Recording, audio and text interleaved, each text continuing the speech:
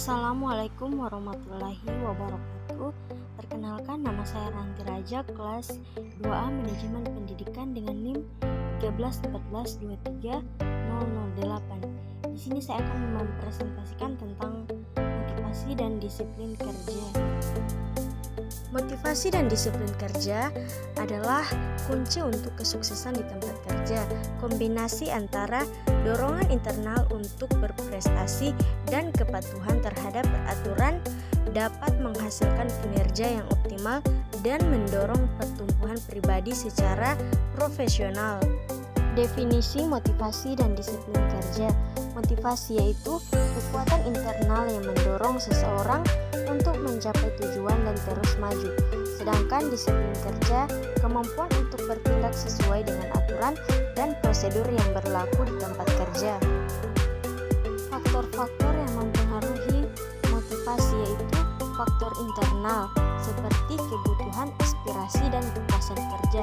Sedangkan faktor eksternalnya gaji, tunjangan, promosi, dan lingkungan kerja. Dan faktor disiplin kerja yaitu kesadaran diri, etika, dan komitmen. Sedangkan faktor eksternalnya aturan perusahaan, kepemimpinan, dan budaya organisasi. Manfaat motivasi dan disiplin kerja antara lain yaitu yang pertama, meningkatkan produktivitas. Karyawan yang termotivasi dan disiplin cenderung bekerja lebih efektif dan efisien. Yang kedua, meningkatkan komitmen. Karyawan yang termotivasi dan disiplin akan lebih berkomitmen terhadap tujuan perusahaan. Yang ketiga, meningkatkan kualitas kerja. Disiplin kerja mendorong karyawan untuk selalu menjaga kualitas pekerjaan. Dan yang terakhir, menurunkan angka absensi. Disiplin kerja meminimalisir ketidakhadiran karyawan di tempat kerja. Strategi meningkatkan motivasi dan disiplin yaitu pertama, komunikasi yang efektif. Pemimpin harus berkomunikasi dengan jelas dan terbuka tentang tujuan, harapan, dan umpan balik. Yang kedua, pengakuan dan penghargaan. Memberikan apresiasi atau prestasi karyawan dapat meningkatkan motivasi mereka. Yang ketiga, pelatihan dan pengembangan. Menyediakan kesempatan bagi karyawan untuk meningkatkan keterampilan dan kemampuan mereka.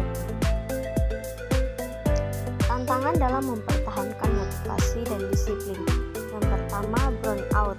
Beban kerja yang berlebihan dapat menyebabkan kelelahan dan penurunan motivasi. Yang kedua, resistensi terhadap perubahan.